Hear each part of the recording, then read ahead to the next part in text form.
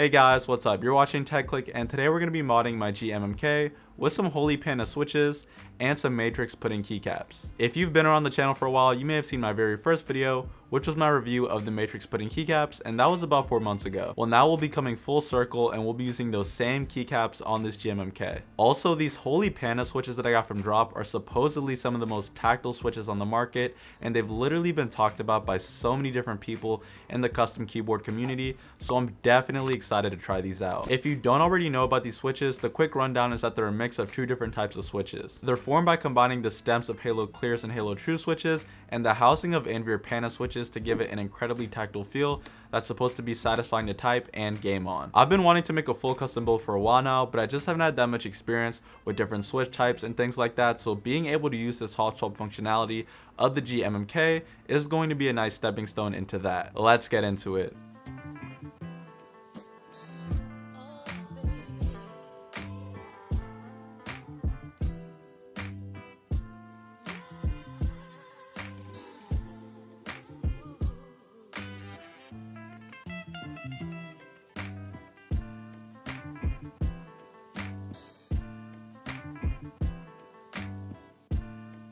So just so we can have a comparison of the beginning and the end product, here's a quick sound test and look at my GMMK with the stock Gateron bronze switches and the normal standard ABS keycaps that it comes with.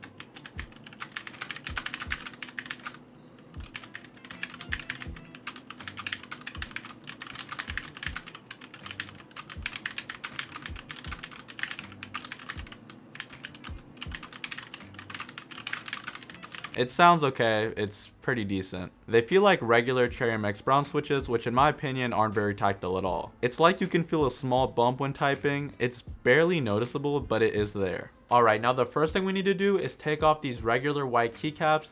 This should take me about a few minutes.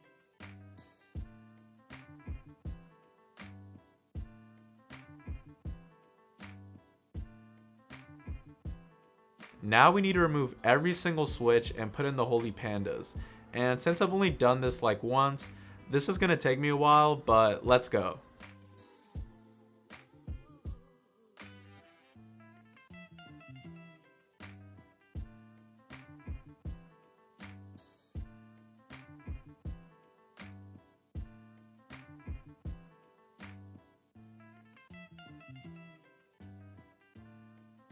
So this is what the finished product looks like. Overall, I'm happy with how it turned out, and now for the typing test with the Holy Panda switches.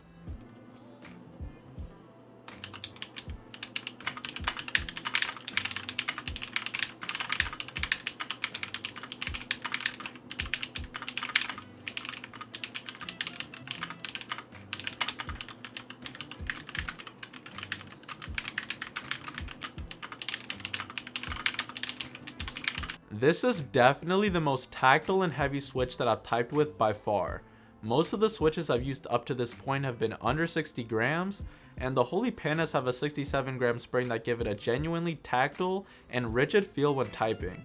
I actually love the feeling for typing on this board, and I'll have to game with it to see if it's good for that too. Hey guys, Future Clique here, and I've actually been gaming with this keyboard for a few hours now after I put on the Holy Pandas and the pudding keycaps, and using it for gaming is actually pretty good. Now, there are some pros and cons to using it for gaming. First, they're noticeably heavier than other typical gaming switches. For example, Cherry MX Brown switches have an actuation force of 55 grams, reds are 45 grams, and blues are 60 grams. These are 67 grams, which is considerably heavier than some of those lighter switches, and if you're looking for the absolute fastest switch or the lightest switch, then this isn't for you. I was actually comparing these switches to the Gateron Speed Silvers I have on my Clique's keyboard, and these were noticeably heavier and overall felt more tiring to use after a long gaming session. However, one thing that I did notice and really like was the tactile feedback that I got from these switches that was basically unmatched to any of the other switch types that I have tried so far. If you want feedback to know when you press down a key, these switches are going to give you that and a little bit more. It's a trade-off for sure, but if you're playing a game where you don't need the absolute fastest movement, or you just want to get it for the typing experience, then I would say just go for it. You're losing some speed for tactility here, and while the Holy Pandas aren't necessarily slow, they weren't meant to give you that competitive edge in matches either. I would also say if you're just curious about the switches and want to try them out, then I would say now is the perfect time to do it, since just a few months ago these were incredibly difficult to get your hands on. To be honest with you guys, the wait time for the batch that I received was about 6 months, with me ordering these all the way back in February, and I didn't receive them until July. To keep it real with you guys, that was the expected wait time for these switches, and I knew what I was getting myself into, and I was perfectly fine waiting it out. But now, if you want to get your hands on these switches, the wait time is only about 2 weeks, and I think that their next shipment from drop is actually going out August 31st. So if you ever wanted to try out some more exotic switch types than just Cherry MX,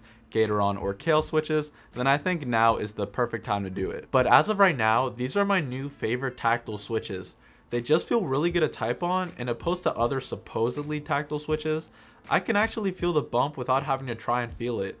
It feels like I'm getting active feedback when I'm typing or gaming, and it has a nice crispy click sound when I actuate the switch. It for sure sounds different than any of the other switch types that I've used so far. As for the matrix splitting keycaps, these look super clean on this keyboard. I think the clear bottoms do a great job of adding an extra kick to the aesthetic of this keyboard, and overall make the GMMK look brighter than it actually is.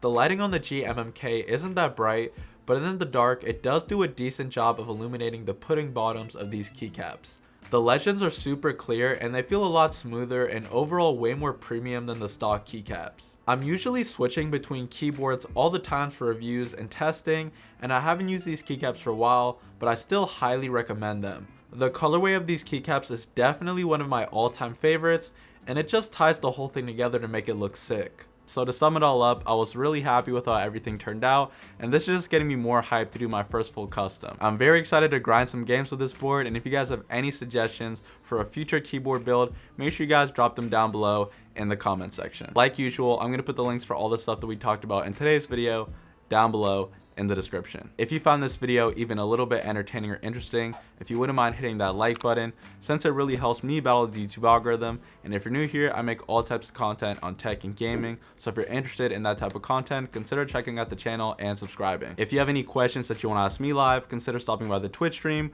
We talk about tech, we play lots of games, and it's an overall good time. Like always, you guys are awesome. Thanks for watching, and I'll see you guys in the next one.